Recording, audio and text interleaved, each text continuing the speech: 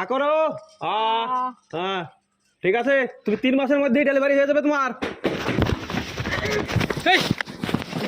এই হাসপাতাল কার? এ হাসপাতাল লাই কি আমারই ডাক্তারখানা। ডাক্তারখানা? আচ্ছা তুমি ডাক্তার কিভাবে হলা? তুমি কে বলার? আমি সোশ্যাল মিডিয়ায় ভিডিও করি, তোমার চাইলে ওয়াট লাগিয়ে দিতে পারি। কিভাবে ডাক্তার হলো বলো তো? আমার শুনো, আগে আমার অসুখ হতো, ঠিক আছে? হ্যাঁ। আমি জ্বর জ্বালা হয়তো সপ্তাহে 7 দিন করে যেত হাসপাতাল। হ্যাঁ। দিয়ে ডাক্তারে যে ওষুধগুলা দিত আমাকে, আমি হ্যাঁ। লিখে দিত। জ্বরের ওষুধ দিত, কয় লিখে দিত। পা হাগা হইলেও হাগার লেগে দিত, লিখে দিত।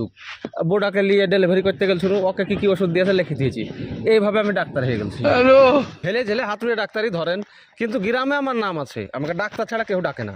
মানে বিশাল সম্মান। হ্যাঁ, আচ্ছা হ্যাঁ। পড়ালেখা করেছো? না, আমি পড়ালেখা করিনি, ও টাইম পাইনি। দেশের লোক বুঝে না, দেশের লোক ডাকে, আমি যাই, ওষুধ দিই, হয়ে যায়।